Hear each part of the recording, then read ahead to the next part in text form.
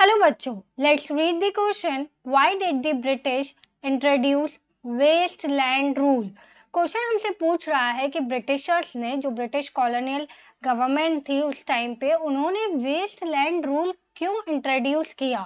So the key concept of this question is waste land rule. Let's see the reason behind it. The colonial government believes that all land were used for grazing purpose were waste lands. Colonial government जो थी हमारी British government, उन्हें ये लगता था कि जितना भी लैंड यूज किया जा रहा है ग्रेजिंग पर्पस के लिए वो वेस्ट लैंड है। देखिए यहाँ पे वेस्ट लैंड क्या है, वो लैंड जो यूज किया जा रहा है ग्रेजिंग पर्पस के लिए। ठीक है, ग्रेजिंग पर्पस के लिए कौन यूज कर रहा है? पेस्ट्रोलिस्ट यूज कर रहे हैं अपने कैटल्स को ग्रेस कराने के लिए। ठीक है, बिकॉज दे वर अनप्रोडक्टिव, क्योंकि ये जो लैंड है, ये जो लैंड ग्रेसिंग पर्पस के लिए यूज किया जा रहा है, ये क्या है? ये एक अनप्रोडक्टिव लैंड है। ठीक है बच्चों, since land revenue was the major source of income for the colonial government, क्योंकि लैंड रेवेन्यू जो है वो एक मेजर सोर्स ऑफ इनकम है कॉलोनियल गवर्नमेंट के लिए। They wish to expand cultivation to increase the revenue.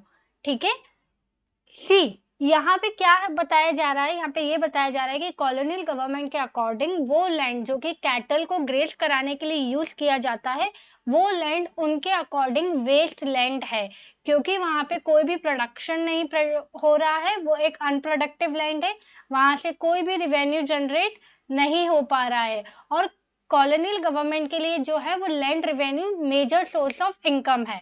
तो अपने मेजर सोर्स ऑफ इनकम को एक्सपांड करने के लिए वो क्या चाहते थे? वो चाहते थे कि उनका कल्टीवेशन एक्सपांड हो। कल्टीवेशन कैसे एक्सपांड होगा? जब उनके पास ज़्यादा से ज़्यादा लैंड होंगे।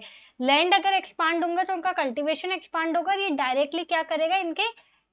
इनका जो रिवेन्यू है उसमें इंक्रीज आ जाएगा। ठीक है, तो अपने रेवेन्यू में इंक्रीज लाने के लिए ये एक्सपांडेशन चाहते थे। Thus the wasteland rule was enacted from the mid 19th century, और इसी वजह से वेस्टलैंड रूल जो था वो मिड 19th सेंचुरी में लाया गया। Under this rule uncultivated land were taken over by the regional in charge and then converted into land appropriate for cultivation. अब इस रूल में क्या हो रहा था कि जो अनकल्टिवेटेड लैंड थे, ये वाले लैंड जो कि ग्रेजिंग पर्पस के लिए यूज किए जा रहे थे, इसको कौन ले रहा था? किसके अंडर ये आ रहे थे? ये रीजनल इंचार्ज के अंडर ये लैंड आ रहे थे। और रीजनल इंचार्ज क्या कर रहा था? रीजनल इंचार्ज इन लैंडों को क्या कर रहा था? कन्वर्ट कर रहा था एक अप्रोप्रिएट लैंड में, जो कि यूज कर सके फॉर कल्टीवेशन। तो यही था बच्चों वेस्टलैंड रूल, और हमने रीजन भी समझा कि क्या रीजन था वेस्टलैंड रूल लाने का। Hope you understand the concept of question as well as answer. All the best.